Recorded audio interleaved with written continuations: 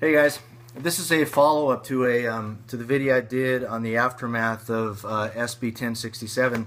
I had a couple of people ask me in private message, why does this passage of this bill suck?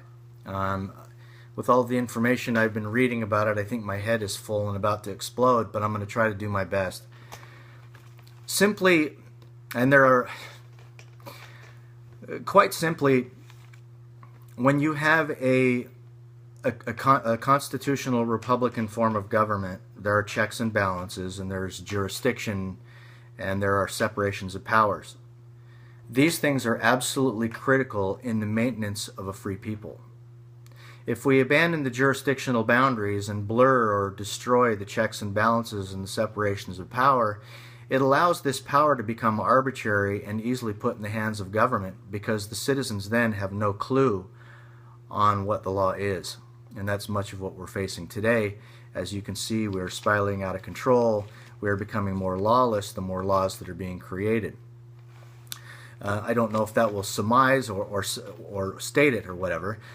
Basically, yesterday they said that the bill was to create uniformity. It wasn't about welfare. It wasn't about custody. It wasn't about child's visit. It wasn't about child protective orders or anything. Well, I would beg to differ. The classic definition that this thing is actually under and mandated under a unconstitutionally created, undelegated authority that the federal government had was to be able to put it in the hands of a national welfare agency, which I think I will name later.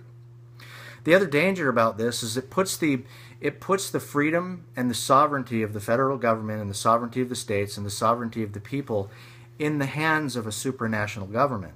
What that supranational government means is that you will have somebody outside of our own authority governing who we are and what we do in an open, arbitrary, boundless nature, rather than what is clearly defined as few and defined powers in the Constitution, again, so that the people understood and could keep government inside the box. I had done an analogy some time ago, as poor as it may be, that when the constitutional republic was created, the people, which are my hands, had the government inside my hands. So the government was in here, right? So it was inside the box. What we've done through blurring the checks and balances and the jurisdictions and the separations of power is we've allowed the government to get outside of the box and to put the people inside the box. So now we've got it's diametrically opposed to what was originally created. And so it allows the government to be able to arbitrarily do whatever they want to do as they've circled the people. Well, what anybody would be able to know is that if you're surrounded by something, all of a sudden you become defensive, right? The idea was to be able to hold government accountable and to prevent it from jumping outside the box. Now the government is outside the box. We're surrounded by open, arbitrary power by those that really have wanted to destroy this country well before 1776. So that is part of the huge, to me, that is the big picture. It puts this under, as they said in the legislative hearing, under the principles of The Hague, which are under the United Nations, which are clearly defined in the United Nations Declaration of Human Rights, the fact that the only rights that the people are allowed to have are the ones that are declared by the United Nations. So then again, every freedom that you had, all of those unalienable rights that God gave you, now have been subjected to what that supranational, open, arbitrary government has decided what they're going to be. What's interesting is they also use the word standards, which is really quite interesting, because you'll find those used in healthcare. You'll find those used in Common Core. You'll find those used in environmentalism. And standards is another code word for collectivism. We're going to create a national standard. And when you create a national standard, it actually is saying that we're actually eventually using that to abolish the local jurisdictions in favor of a global standard. They say that we're going to be guaranteed our same due process because the United States somehow has some sort of superiority, which it obviously doesn't, when it hands its sovereignty over into that supranational governing authority. So Basically, the question I had stated in a previous video, which I'm not going to repeat, is about the enforcement mechanism. They will actually claim, the socialist, Marxist, communist, fascist will say that this makes our government stronger. Well, they obviously lack the principles of our form of government to be able to know that it can't make our government stronger if we make it weaker by putting it in the hands of someone else. Then the communist, socialist, fascist socialists will say that they don't have any answers to a lot of the questions, and that whenever we do anything, there's always a risk. Well, and then they'll say that. On the other hand, they'll tell us, well, we can guarantee you there's no unintended consequences, which is probably the most ignorant statement I've ever heard. How can you say, well, I can guarantee nothing will ever happen to you?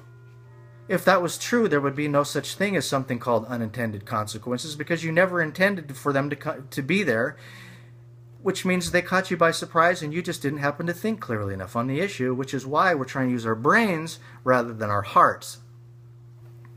The interesting thing, though, is this government now that's submitting itself to a supranational governing authority is actually acting completely hypocritical. It's acting things in the name of the law, trying to impose law against people that are lawless. The problem is that the people that have decided to leave and not pay child support, although I would consider that a definite problem, doesn't necessarily mean the government can be hypocritical when it acts outside of the law, telling other people to force themselves within the law when our own government is outside the law. So it's incredibly hypocritical. The other thing, too, is that they say that the tax dollars are to be able to fund the custodial parent. Well, the problem is that they say that they have an agreement with the German courts or whatever. Well, you can't have an agreement with the German courts because the German courts don't exist. The independent European nations have submitted to a supranational government underneath the European Union.